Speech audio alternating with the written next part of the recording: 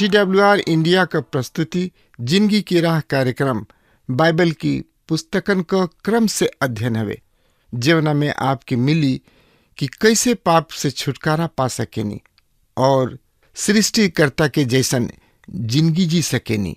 ये कार्यक्रम हमके एगो अवसर देला कि हम बाइबल से अपनी जिंदगी से जुड़ल बातन का अध्ययन कर सकी और ई जानी कि हमारी जिंदगी खातिर परमेश्वर का इच्छा बा। कृपा करके देखी सुनी ताकि परमेश्वर आपकी जिंदगी का मार्गदर्शक ठहरस। वचन अध्ययन से पहले सुनी एगो सुंदर आत्मिक गीत। प्रभु खातिर बदला विचार हो, छोड़े दुनिया जहनवा।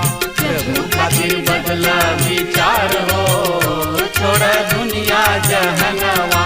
प्रभु खातिर बदला विचार हो, छोड़े दुनिया जहनवा।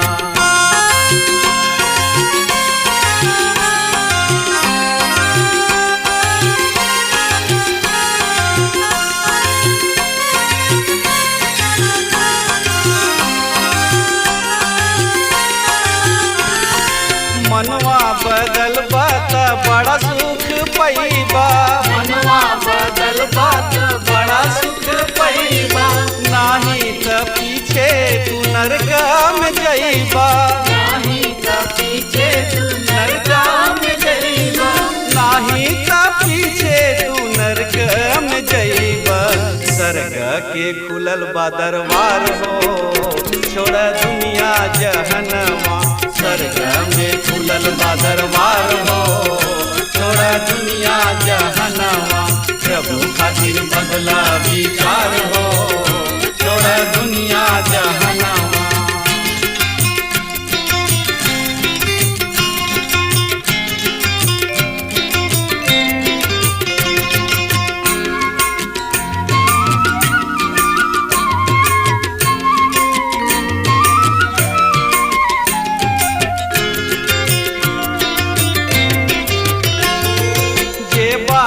दुनिया में पाप से बाभरल, जे बाटे दुनिया में पाप से बाभरल।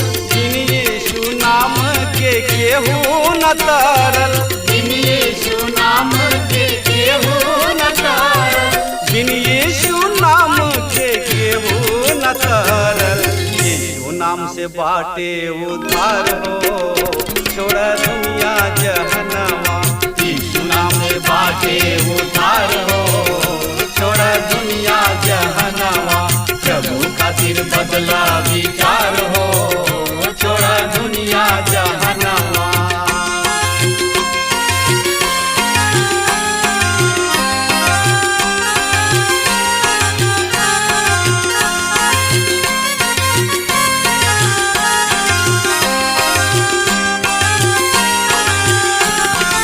जब रउआ चाहिए जिंदगी सुधारे।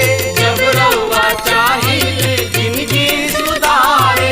प्रेमी यीशु के आई जा दुआरे। प्रेमी यीशु के आई जा दुआरे। प्रेमी यीशु के आई जा दुआरे। गले से लगई है करिए प्यार हो, छोड़ दुनिया जहनवा। गले से लगई है करिए प्यार हो, छोड़ दुनिया जहनवा। यीशु खातिर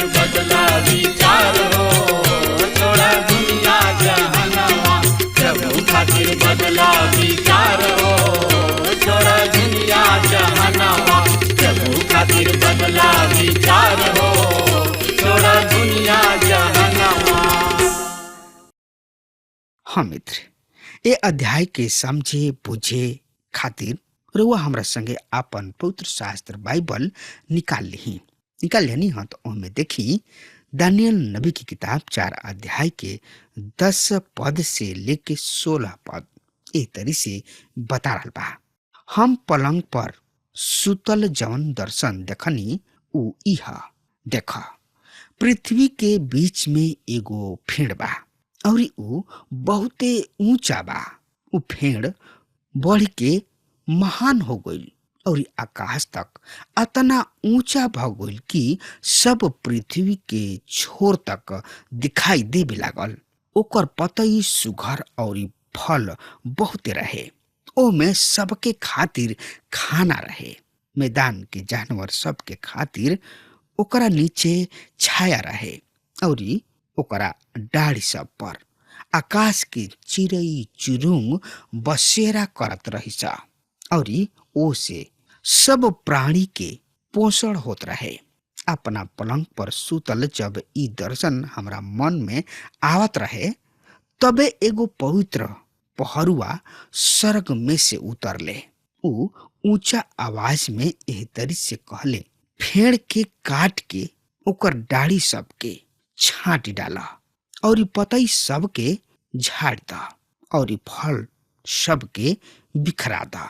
जानवर ओकरा नीचे से भाग जाओ और चिड़ई चुरुंग ओकरा डाढ़ी सब से उड़ जाओ और ओकरा ठूठ के लोहा और कांसा के पतई से बांध के जड़ सहित जमीन पर मैदान के हरियर घास में रह दा। उ आकाश के ओस से भीचल करे और जानवर सब के साथ मैदान के घास चरे। ओकर मन मनुष्य के ना रहे, वरन ओकरा के जानवर के मन दिहल जाओ और ओकरा पर 7 काल बीते। मित्र, यहाँ पर नबूकदनेस्सर के सपना के वर्णन बा, जौन की एगो बहुते बड़ लंबा फेड़ पर केंद्रित बा, जौना के ऊंचाई स्वर्ग तक पहुंचल बा। उ फेड़ हरा भरा बा, ओकर पतई सब बहुते सुघर बा। ई फल वाला फेड़ रहे। ओ फेड़ के फल के सब लोग खात रहले। जानवर ओ फेड़ के नीचे खड़ा रहले। चिड़ई चुरुंग सब ओकरा डाढ़ी सब पर बसेरा करत रहले। पवित्र शास्त्र वचन में कई चीज के प्रतिनिधित्व करले। मित्र, त एकरा बारे में और ज्यादा से ज्यादा जानकारी खातिर रुआ हमरा संगे अपन पवित्र शास्त्र बाइबल निकाल ली और उनमें देखी इर्मिया की किताब 17 अध्याय के 8 पद ए तरी से बता रहा बा। काहे कि ओ फेड़ के समान होई हैं जौन की नदी के किनारे लगावल गोल होखे और जेकर जड़ पानी तक फैलल होखे। तब गर्मी पड़ी त ओकरा कुछ भय ना होई, पर ओकर पतई हरियर ही रही, यानी कि हरा भरा रही और सुखार के बरिस में भी ओकरा कुछ चिंता ना हुई और ऊ निरंतर फैलत रही। मित्र, आई यही लगले हमनी के पढ़ लिहल जाओ भजन संहिता 1 अध्याय के 3 पद ए तरी से बता रहल बा। ऊ ओ फेड़ के समान ह जौन की जल धारा के किनारा में लगावल गोइल बा और ऊ अपना ऋतु में फलेला और जौना के पतई कभी भी ना मुरझाला। ऐसे जौन कुछ भी मनुष्य करला ऊ ओह में सफल होला। मित्र, यशायाह नबी की किताब 56 अध्याय के 3 पद ए तरी से बता रहल बा। जौन परदेसी यहोवा परमेश्वर के भक्त हो गइल बाणे ऊ ई ना कहे, काहे कि हमरा नीचे ही अपना प्रजा से अलग करी है और ना ही खोजा कहे, देख हम त एगो सुखल फेड़ हई। आई यही लगले हमनी के पढ़ ले जाओ यहेजकेल की किताब 31 अध्याय के 3 पद से लेके 14 पद एह तरी से बता रहल बा। देख, असुर त बेबीलोन के दावादार रहन, जौन की बहुते ऊंचा रहन। ओकर शाखा सब सुघर और छायादार रहे और ओकर फुनगी सब बदरी सब तक पहुंचत रहे। पानी ओकरा के उगवले गहरा स्रोता ओकरा के भवावले। एकर धारा सब ओकरा रोपण स्थल के चारों ओर हरदम बहत रहे। एकर जल धारा मैदान के सब पेड़ तक पहुंचत रहे। ए कारण ओकर ऊंचाई बन के अन्य सब पेड़ सबसे अधिक हो गई। पानी के बहुतायत के कारण ओकर शाखा सब अनेक और डाढ़ी लंबा होके बहुते फैल गई। ओकरा डाढ़ी सब पर आकाश के सब तरीके चिड़ै चिरुंग बसेरा करत रहले। ओकर शाखा सब के नीचे मैदान के सब तरीके पशु बच्चा देत रहन और ओकरा छाया में सब उहे जाति निवास करत रहन। ए तरीके उ अपन ऊंचाई और डाढ़ सब के कारण सुंदर रहे, काहे कि जड़ किने बहुते पानी रहे। परमेश्वर बगीचा के देवदार भी ओकर बराबरी ना करत रहले। चिनार फेड़ ओकर डाल के समान ना रहे। परमेश्वर के बगीचा के कोनो भी फेड़ सुंदरता में ओकरा तुल्य ना रहे। हम घन डाली सब में से ओकरा के सुघर बनौले रही, यहाँ तक कि परमेश्वर के अदन के बगीचा के सब फेड़ भी ओ से ईर्ष्या करत रहे। ऐसे प्रभु परमेश्वर यहोवा एहतरी कहताड़े, काहे कि उस ऊंचाई में बढ़बा और ओकर फुनगी बदरी तक पहुँचेले और ऊंचाई के कारण ओकर दिल घमंडी हो गइल बा। ऐसे हम ओकरा के एगो तनाशाह जाति के हाथ में क दे। उ ओकरा से बढ़िया तरी से लिपट ली है। उनका दुष्टता के कारण हम ओकरा के निकाल देले बानी। क्रूर विदेशी जाति सब ओकरा के काट के छोड़ देले बाने। ओकर डाढ़ पहाड़ पर और सब तराई से गिरल पड़ल बिया और ओकर शाखा सब पर मैदान के जानवर सब रही हैं, जौन से कि पानी के किनारे के सब फेड़ ऊंचाई में अधिक ना बढ़े और ना आपन फुनगी सब के बदरी तक पहुंचावे और ना भरपूर पानी पाके आपन कपार उठावे, काहे कि उ सब के सब कब्र में पड़ल मनुष्य सब के समान मृत्यु अर्थात अधलोक के अधीन क दिहल गइल बाड़े। मित्र, आगे बारी बारी से पद के पढ़ लिया जाओ। मत्ती रचित सुसमाचार 24 अध्याय के 32 और 33 पद एह तरी से बता रहल बा। अंजीर के फेड़ से ई दुष्टता सीखा, जब ओकर डाढ़ी कोमल हो जाला और ओकरा में पतई सब निकले लागेला, तो तू जान लेलक कि ग्रीष्म ऋतु आगुल बिया। ओही तरी जब तू ये सब बात के होखत देखा तो जान लिह कि ऊ निकट बा, वरन दुआरी पर ही बा। मित्र, मत्ती रचित सुसमाचार 13 अध्याय के 31 और 32 पद एह तरी से बता रहल बा। ऊ एगो औरी दृष्टांत दे के उनका से कहले, सड़क के राज राई के दाना के समान बा, जौन की एगो मनुष्य लेके अपना खेत में बो दिहले।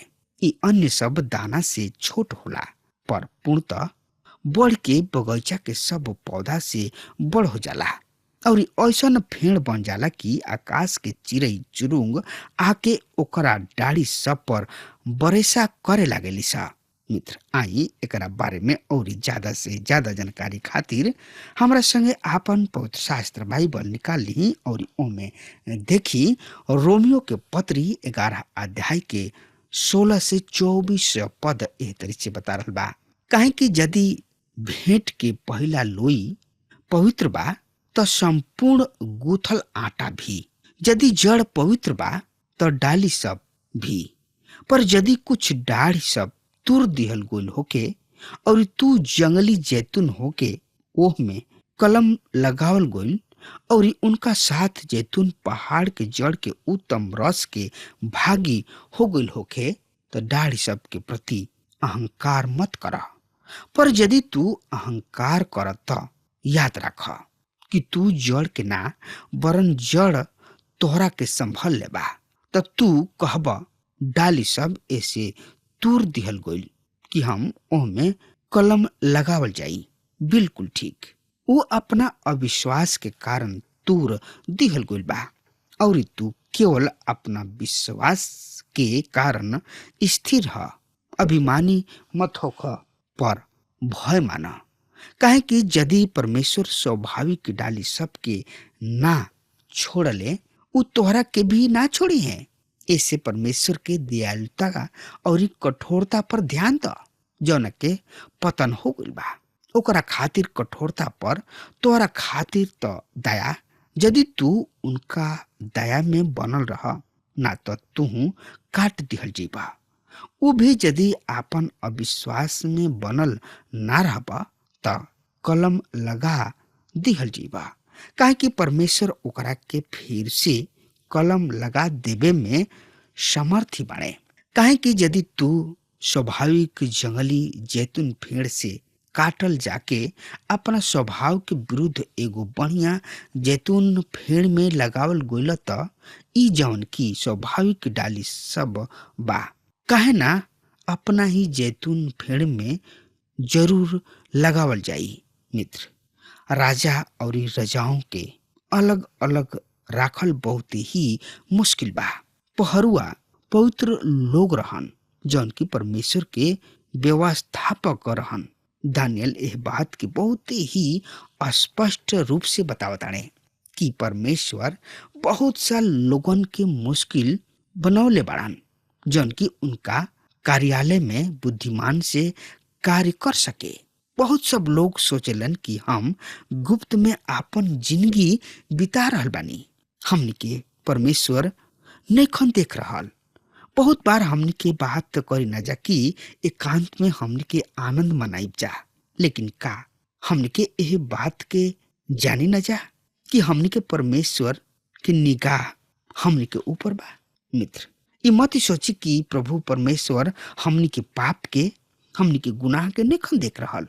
चाहे रुआ कतनो गुप्त में कहे ना अपना पाप के करी, प्रभु सब कुछ देख रहल बाड़े। भजन संहिता 139 पद से लेके 12 पद में एह तरी से लिखल बा, हम तोहरा आत्मा से बच के कहवा जाई, अथवा तोहार उपस्थिति कहवा जाई, तो तू उहवा बाड़ा। यदि हम आकाश पर चढ़ जाई तो तू उहवा बाड़ा। यदि हम अपना बिछौना अधलोक में भी बिछा ली तो देख तू उहवा बाड़ा। यदि भोर के पंख लगा के उड़ जाई और यदि हम समुद्र के छोर पर जा बसी तो उहवा भी तोहार हाथ हमार अगुवाई करी और तोहार दहिना हाथ हमरा के थम ले रही।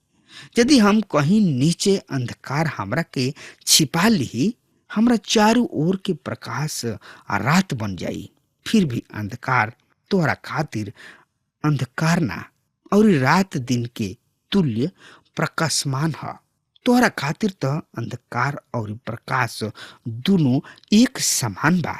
मित्र, आई यही लगले हमने के पढ़ ले जाओ दानियल नबी की किताब 4 अध्याय के 17 पद एह तरी से बता रहल बा, ई फैसला स्वर्गीय गुरु सबके आज्ञा अनुसार बा और ई निर्णय पवित्र दूत सबके आदेश बा, जौना से कि समस्त प्राणी जान ले कि मनुष्य के राज्य में परम प्रधान शासन करेले और एकरा के जकरा के चाहेले ओकरा के देले, वरन नम्र से नम्र पुरुष के ओकरा पर नियुक्त क देले। मित्र, यहाँ पर हम 3 गो बात के नबूकदनेस्सर के सपना से सिखावेले। पहिल का बात है, परम प्रधान परमेश्वर मनुष्य सबके राज्य में प्रभुता करेले। यदि रुआ ई सोचतानी कि परमेश्वर त्याग देले बाणे या अपना आप के इस संसार में अलग कर देले बाणे तो गलत बा। उनकर हाथ इस संसार पर से हटल नइखे, सब चीज उनका अधिकार में बा। भजन संहिता 2 अध्याय के 4 से 6 पद एह तरी से बताल बा, उ जौन की स्वर्ग में विराजमान बाड़े हंसले, प्रभु उनका के ठट्ठा में उड़ावले। तब वो अपना क्रोध में उनका से बात कर ले और अपना प्रकोप में उनका के भयभीत कर देले। हम तो अपना राजा के अपन पवित्र पहाड़ सियोन के राजगद्दी पर बैठा चुकल बानी। मित्र, परमेश्वर कहताने कि ऊ इस संसार में अपना उद्देश्य के पूरा कर रहल बने। ऊ शैतान के भी छोड़ दिले कि ऊ भी अपना काम के करे। जेकर परमेश्वर सृष्टि कैले उन्हें बुद्धिमान के साथ निर्देश भी दे रहल बने। आजकल शैतान के बारे में बहुत सब बात चित कल जाला जौन की वचन के अनुसार नहीं खे।